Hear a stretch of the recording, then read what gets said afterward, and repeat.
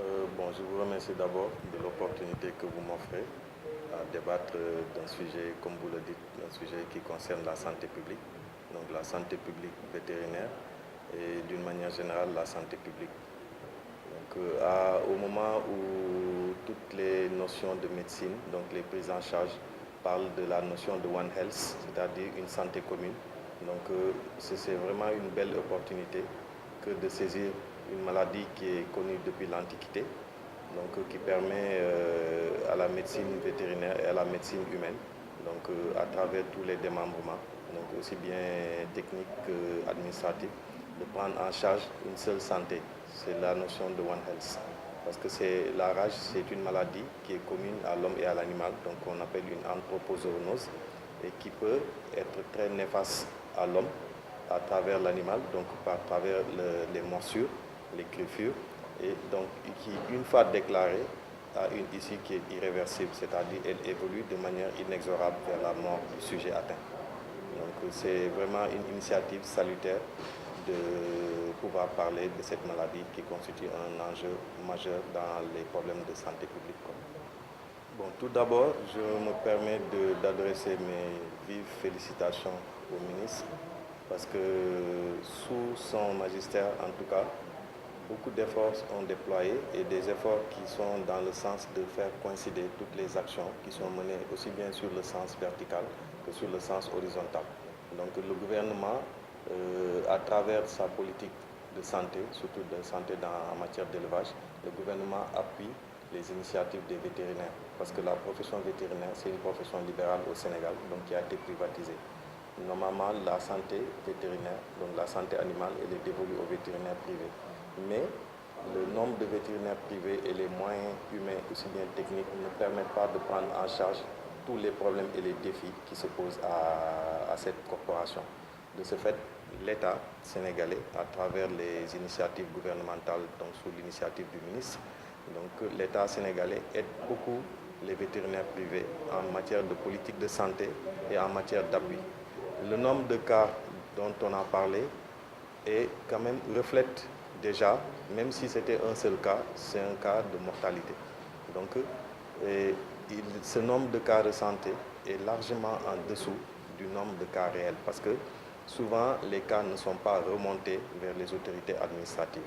Maintenant, des cas de rage, c'est à la suite d'une mise en observation d'un animal mordeur qui aboutit jusqu'à la mort de l'animal et au diagnostic qui se fait à partir du cerveau de l'animal.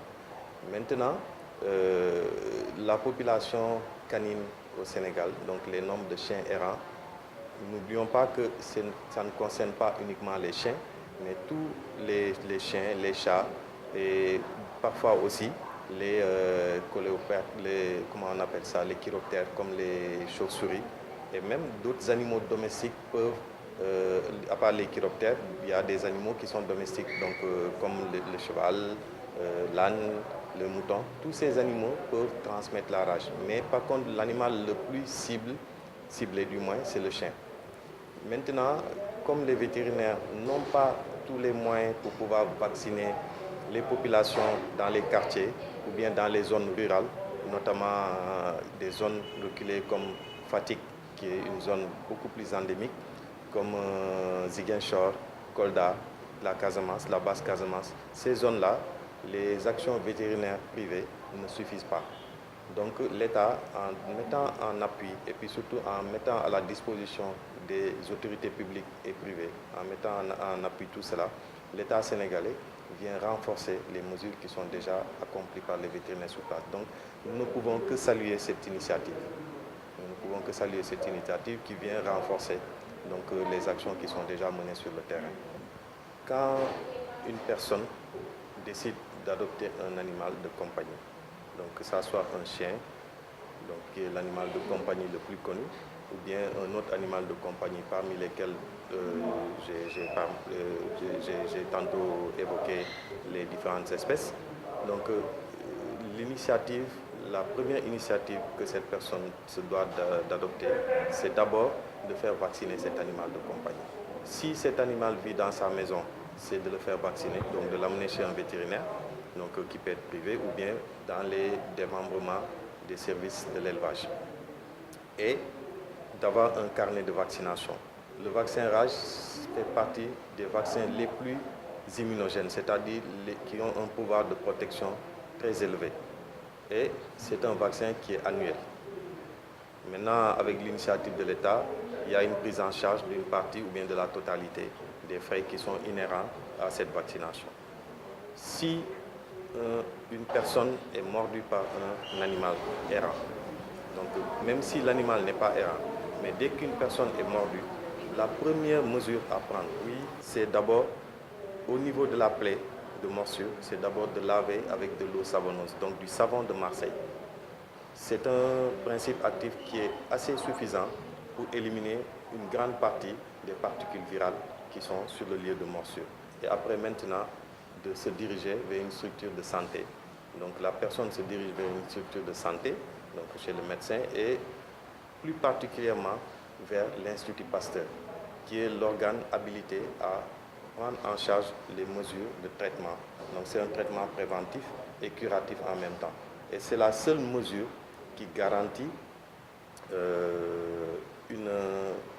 un arrêt de l'évolution de la maladie, c'est-à-dire un arrêt de l'évolution du virus dans le corps de la personne mordue. Maintenant, l'animal mordeur, par contre, c'est l'affaire du vétérinaire.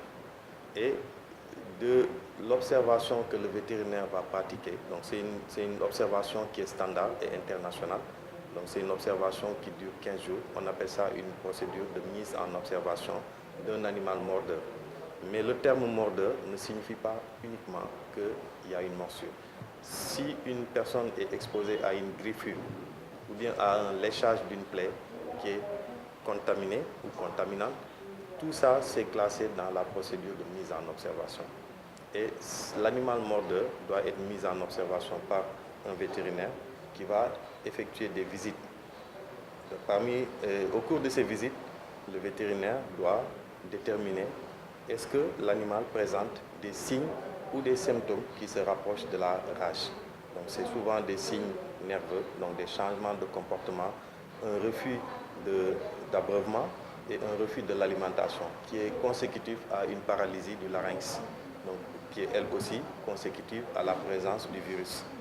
Donc le vétérinaire va déterminer pendant ces 2 semaines d'observation est-ce que ce chien présente des signes suspects. Si oui, le vétérinaire délivre un certificat qui établit, c'est-à-dire la capacité contaminante ou non de la morsure ou griffure. Et ce certificat est acheminé au niveau de Pasteur qui va juger à travers les décisions du vétérinaire est-ce que la personne continue son traitement ou non. Et dans quelle mesure la personne va poursuivre son traitement. Donc c'est vraiment la procédure standard et internationale pour pouvoir prendre en charge. Donc voilà. Maintenant les conseils, c'est que quand on vit avec un animal domestique, il faut savoir que cet animal est capable de vous transmettre des maladies. Bon, dans le sens aussi, parce qu'on peut lui transmettre des maladies. Donc la prise en charge de cet animal, c'est un pas vers la garantie de la santé publique. Donc comme on dit, le One Health. Donc, je m'appelle Dr Abdoulaye Cissé, je suis docteur vétérinaire, donc gérant et chef de clinique complexe vétérinaire des Mamelles. C'est un chien qui est venu en consultation donc, pour une maladie. Donc, en général, nous prenons la peine de faire une consultation complète. Et avant cette consultation, le chien, il y a une partie qu'on appelle anamnèse et commémoratif. Et au cours de cette partie, le chien, nous demandons tous les renseignements qui concernent le statut de vaccination du chien. Parce que les vétérinaires, souvent, ils sont exposés aussi. Mais les vétérinaires sont des professionnels de la santé animale. Donc, les vétérinaires, souvent, ils sont vaccinés contre la rage. Mais, avant toute consultation, surtout quand il s'agit de faire des actes où il y a un contact sanguin, nous demandons l'état de vaccination de l'animal. Donc c'est son carnet de vaccination. Donc je vais vous montrer un exemple de carnet de vaccination. Donc voilà, donc des exemples de carnet de vaccination où tout est mentionné. Donc l'état de vaccination du chien. Là c'est un chien qui était vacciné. Et donc les vaccins rage sont mentionnés. Donc en l'occurrence c'est cette vignette. le carnet va montrer que ce chien est vacciné. Donc, que vraiment, il y aurait moins de risques. Mais malgré la vaccination, le chien va être mis en observation. Maintenant, les risques seront beaucoup plus faibles avec un tel chien qu'avec un chien qui n'a pas été vacciné.